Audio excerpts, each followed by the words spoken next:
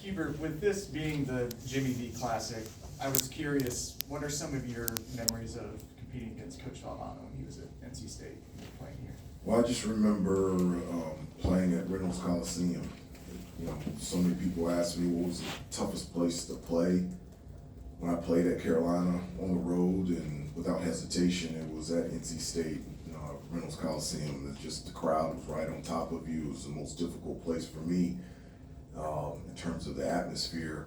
So much so that in the 4 years, I never scored in the first half. And so my senior year, I wanted to win, but I wanted to score in the first half. And I tried everything, and I still couldn't. So every point that I scored against NC State my entire career over there was all in the second half. I just, for whatever reason, I couldn't score in that first half basket. But and then towards the end of my career, he announced a number of our games, and so just being able to get to know him, you know, as a coach, and then after he finished coaching was something that I really enjoyed. Hubert, what are some of the main challenges that UConn presents when you kind of look at them on tape? Obviously, they just lost a close win to Kansas, but when you look at their tape, what are some of the main challenges they present? Well, they've got, tremendous athleticism and size, and so they do a really good job of protecting the paint. Because of that size, it's very difficult to get consistent points in the paint, whether it's post, penetration, and offensive rebounding.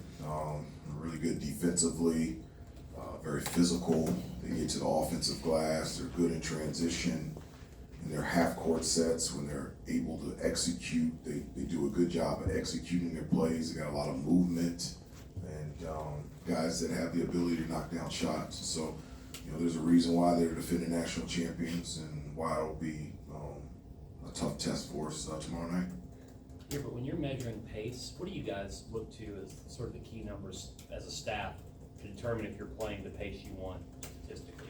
Yeah, I'm not really that much of a stat guy. Looking at, I can tell whether we're playing at a good pace or not. So, like, for example, I felt like in the beginning of the game against Florida State, I felt like our pace was good. And then halfway through the first half and the beginning of the second half, I didn't feel like our pace was very good at all. And probably the determining factor that I look at it is, how we're doing on the defensive end, how we're rebounding the basketball. I feel like if we get stops and get the rebound, that's when I feel like, we've got a good pace in terms of transition, and we've got guys, our wings running, our bigs running down the middle of the floor and pitching the ball ahead. So, in terms of like numbers, I don't have a number or a metric that I look at, but I can tell whether or not that I feel like that we're moving at the pace that I want to, whether it's in transition or it's in our half-court set. And we've seen you motioning, go. Go faster. Yeah, I mean,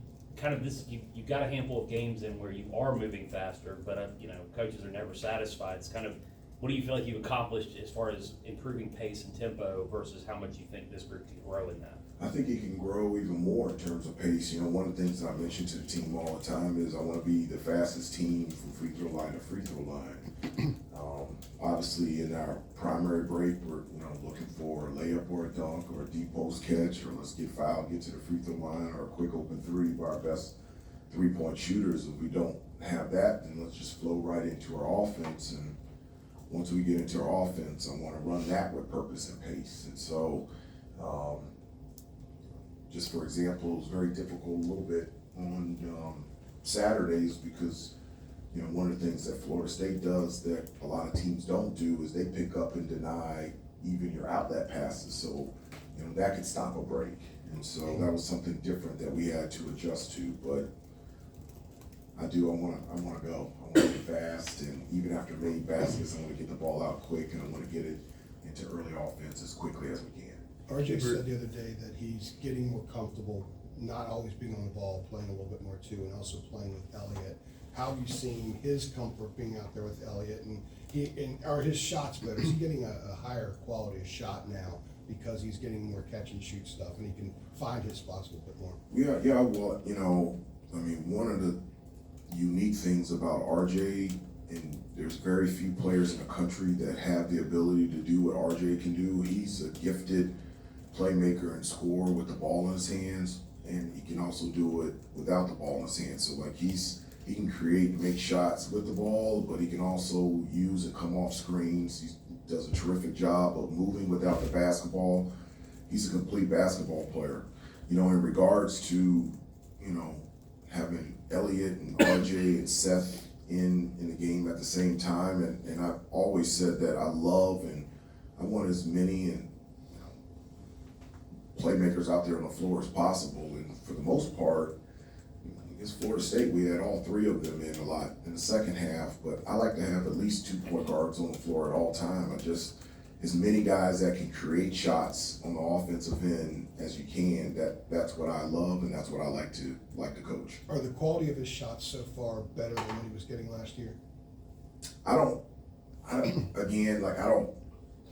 think of it in terms of like comparing to last year. I don't think about last year at all, but I think the shots that he is getting this year are good shots. I do. I think he's getting quality shots, good looks at the basket, and one, I think it's because of RJ. Two, I think it's one of the things that we've emphasized this year is doing a better job of setting screens and how important it is to get your teammate open. We even keep a stat now called screen assists. Not just assists, but how many screen assists can you get, and so our guys have really caught on to that, and then, just how we're sharing the basketball. But I agree with you. I think, the field goal attempts that RJ is getting, they're good looks every time, and I always believe if good shooters get good looks, most of the time they're gonna make them. Hubert, along those lines with RJ, talking to Armando the other day after FSU, he said that he told RJ earlier this season, this is his team. I believe the quote was, "We're all just falling in line." Like when you hear that from a guy like Armando, do you think for your group, whether it's verbalized or not, that's happening, that he is sort of leading and everybody's falling in line, and just what do you think about that dynamic? Well, I think one, it's our team, or it's their team. Sure. And so we're all in this together. I hesitate that this is my team, this is his team, this is their team. We're all in this together, and everyone has to bring all their individual gifts and talents together to see what we can do to become the best team that we can possibly be.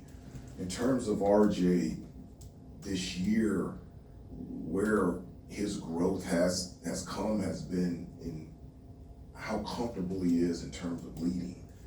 I've never seen him as vocal as in terms of talking to guys and getting everybody on the same page on and off the court during practice.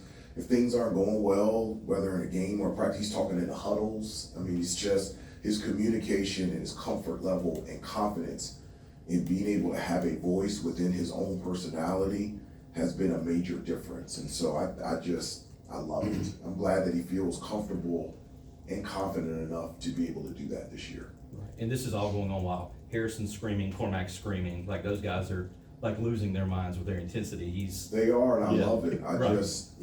I invite that. I just remember the first year with Brady, and it was just screaming all the time, but it was good screaming. I like that type of communication. I just do, and I encourage it. And during practice, games, and in huddles, I want those guys expressing, using their personality, and I'll use my personality, and we're all headed in the same direction. What are some of the challenges that a guy like Donovan Clingan can kind of present, being 7'2", it's not like you go up against a guy that size every night? Well, Florida State had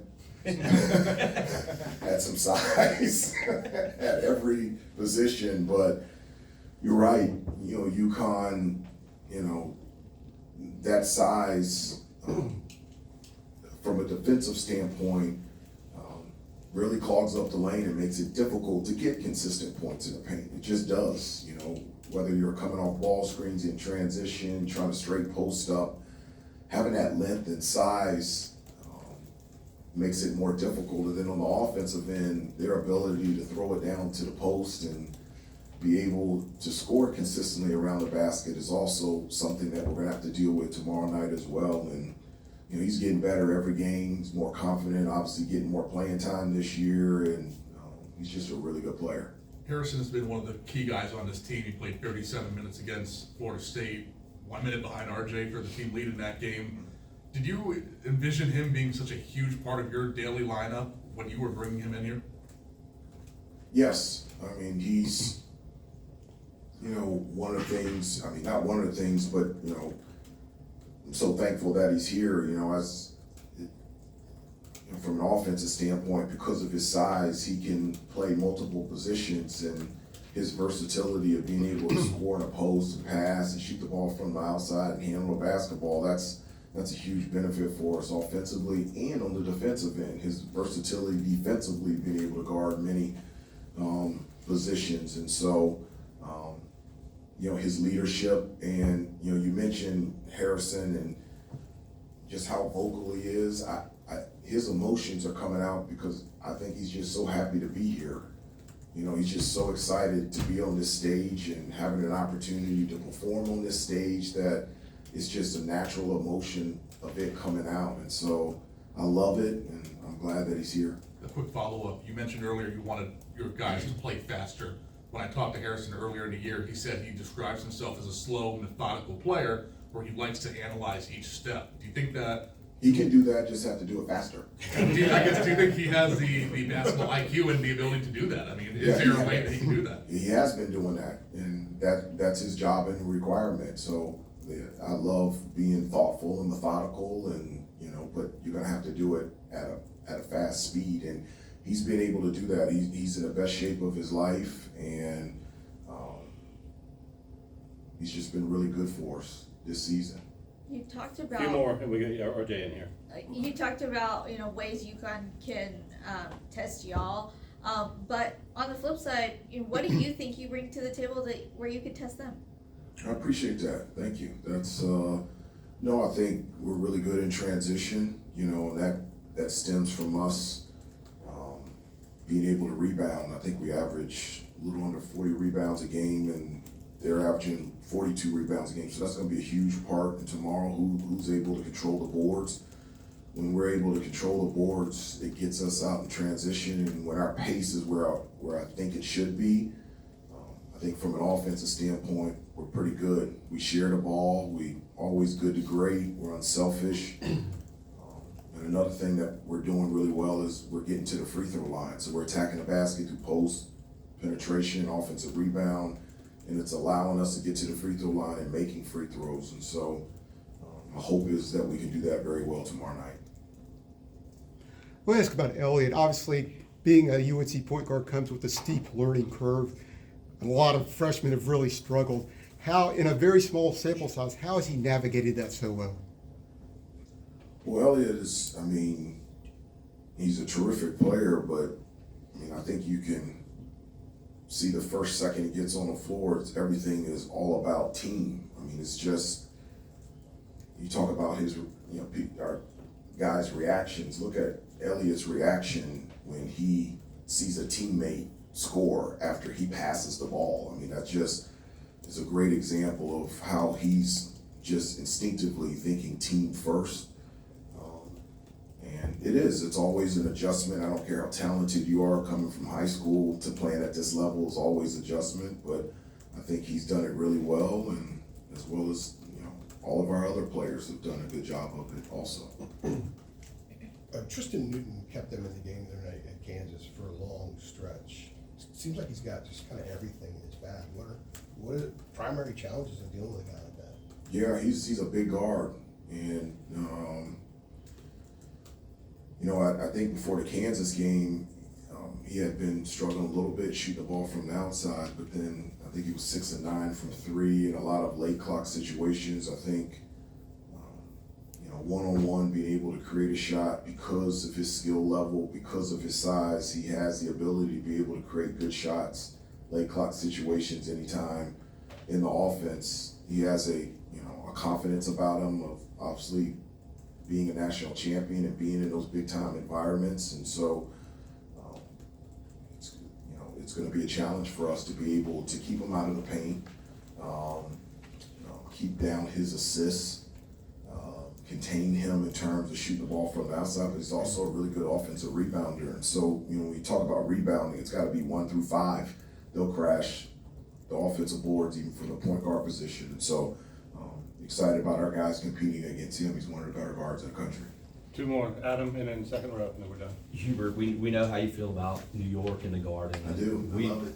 Some of us really love those stories. Remember watching those teams back in the day. Give us a good, like Starks, Mason, Oakley.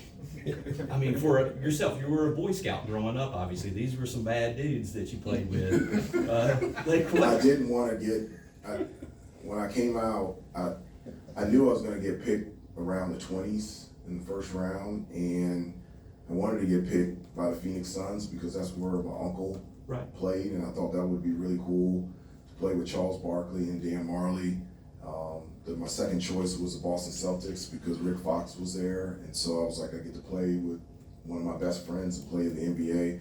Last place that I wanted to be picked was the New York Knicks, and because of that reason, I saw them in the playoffs the year before, and I was like, they're gonna break me in half. I was like, Patrick Ewing and Mason and Oakley and Starks, and I was like, those look like some of the meanest guys in the world. And they're beating up Michael every year in the playoffs. They're beating up Michael. What are they gonna do to me? And I was really nervous about being a part of that team.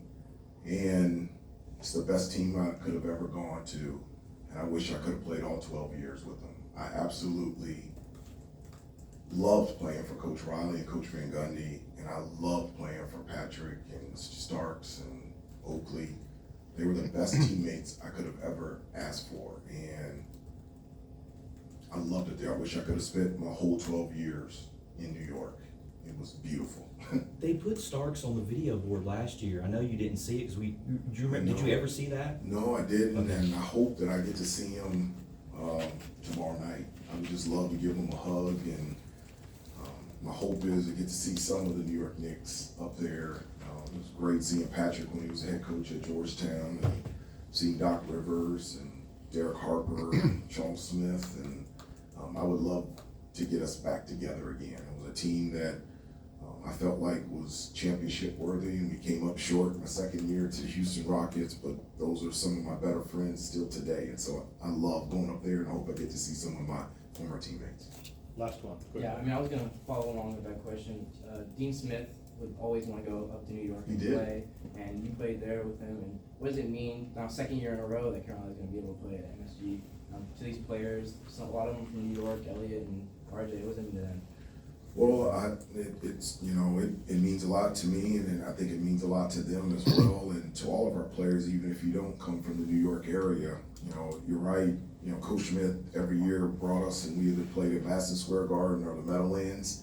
We always had 2 or 3 New York players on the team, and then with my history playing for the Knicks, it's just I want our guys to have that experience of playing in Madison Square Garden. It just has such a rich history in basketball, but other sports and concerts there. And so till this day, if you ask RJ and Armando and Seth and Jay Wash, what's the best environment, the best game that they've ever played in, automatically they will say the game against Ohio State last year. And it's just, the Garden brings out something that just is not at any other place. And to be able to go there again and play against UConn tomorrow night is going to be a special night. Thanks, everybody.